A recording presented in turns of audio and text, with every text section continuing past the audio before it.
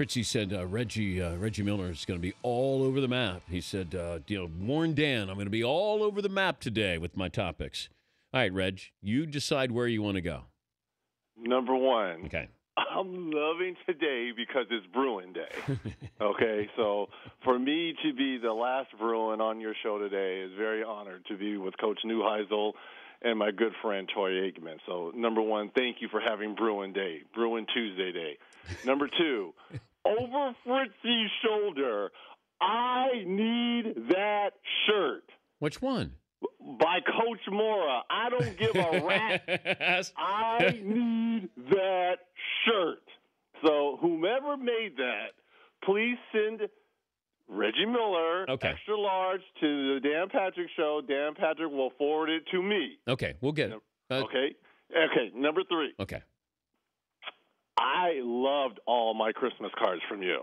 So McLovin can be all upset he wants, but I've been loving all my Christmas cards from you.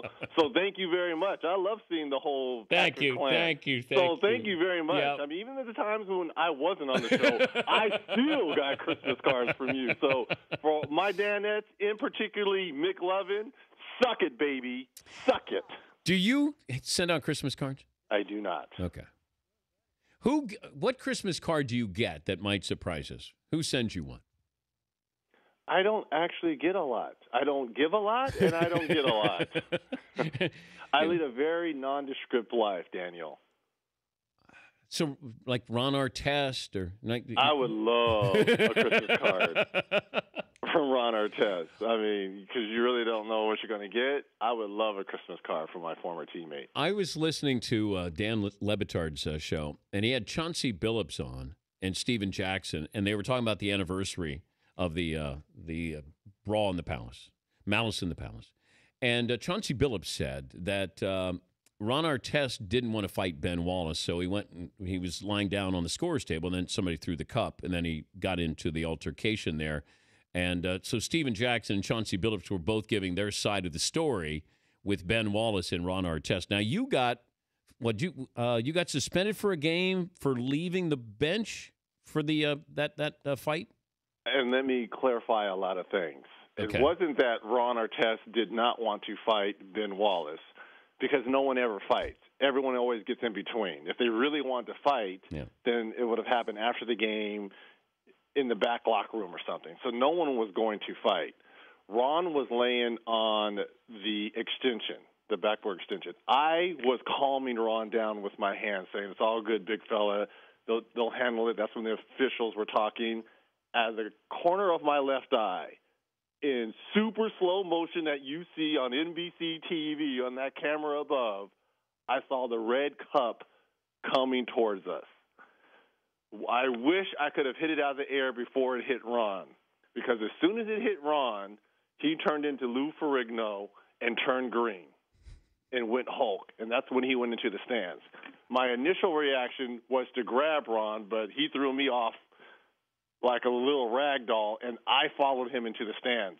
That's why I was suspended for the game, is because I went into the stands to retrieve Ron, which eventually I did, and brought him to center court along with Chuck Person.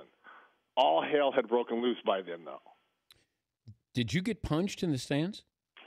I had a broken left finger. No, I didn't get punched. I was trying to grab Ron. I know Steven Jackson was in the stands as well. It was mayhem. It was one of the most surrealist and craziest moments I have ever been a part of. Just because the whole ordeal really lasted only, I would say, 5 to 7 minutes, but I could have sworn it took like 35 minutes to get out of the palace and to get into the locker, to get Ron into the locker room. The most vivid image I have is when an officer ran onto the floor, and I had my arm around Ron. Yeah. And he was getting ready to pepper spray him. And this is when the fans were coming down and kind of on the court. I'm like, don't pepper spray him, because we had Ron under control at that point. I was like, don't pepper spray him. Go get the guys that are coming onto the floor. That was the crazy thing about it. Had you ever seen Ron that mad before? Yes. Probably worse. Worse? Yeah, you got to remember all the practice. Yeah, I've seen Ron probably at his worst. Look, if you look back on it, I'm sure Ron regrets it because it cost him the rest of the season. It cost us a title shot. But at the end of the day, you got to be able to check your emotions. I understand in the heat of the moment, but that was taking it to a little bit to the extremes.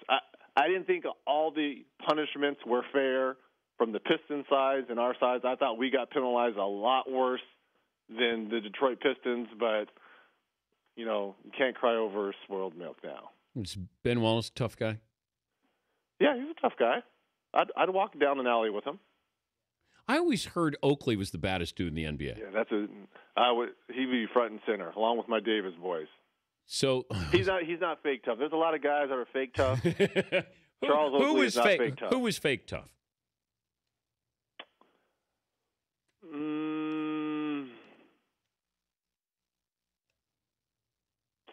Who is fake tough that I played with or against? I'm trying to think. Lame Beer, fake tough? Fake tough. Yeah.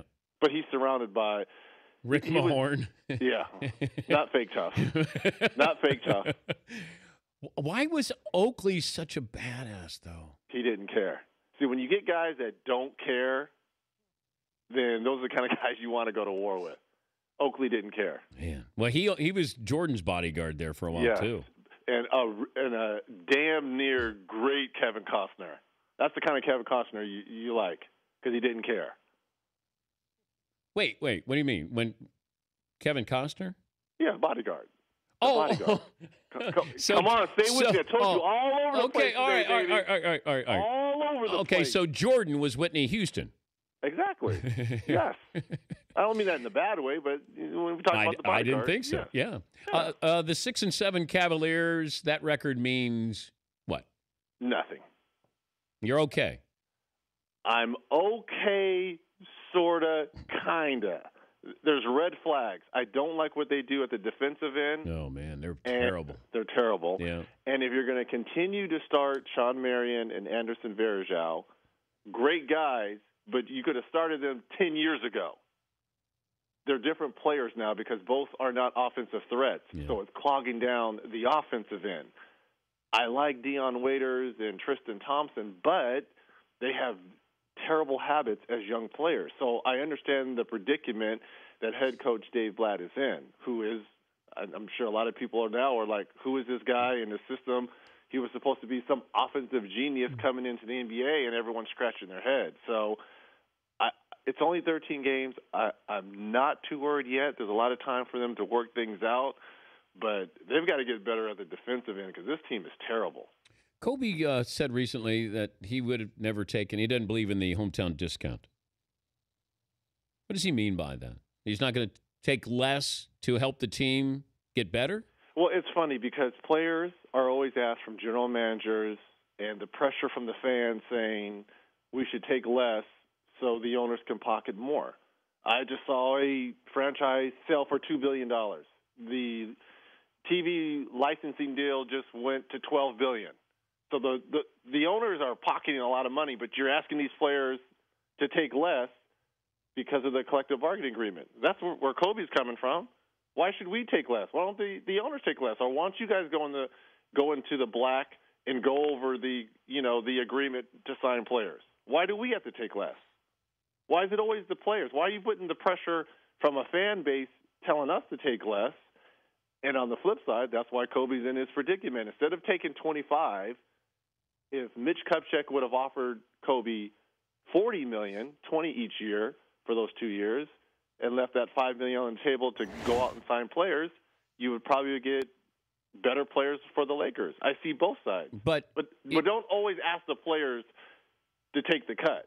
But if you said to Kobe, 2 years at $40 million, and I'm going to let you decide what you want us to do with the money you're going to leave on the table.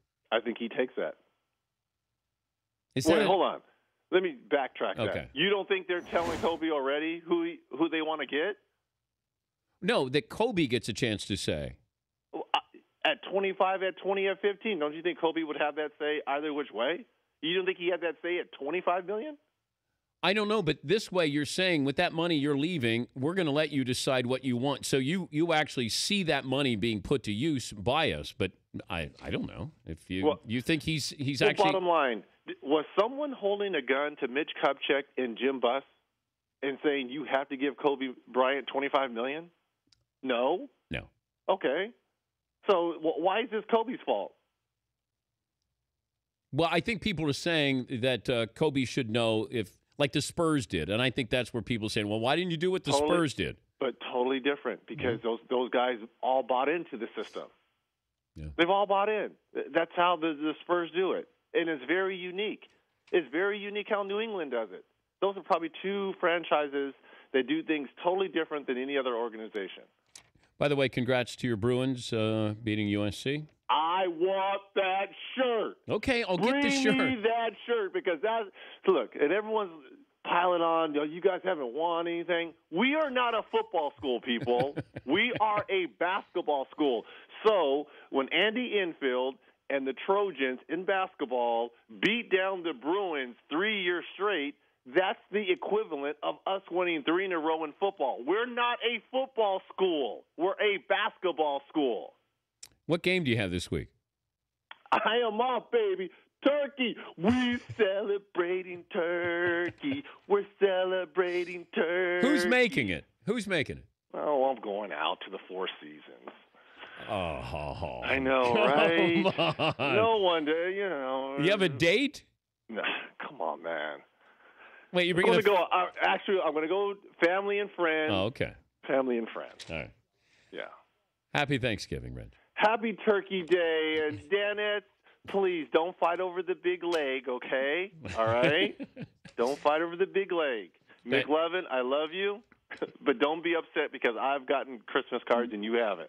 All right? That is awkward. Thank you, Reg. You're the best. And Fritzy, if it was all over today, you would come work for me. Wow. That's what would happen. Wow. You would be employed by me, my friend. Wow. That means the 4th of July hot tub. How about that? Yeah.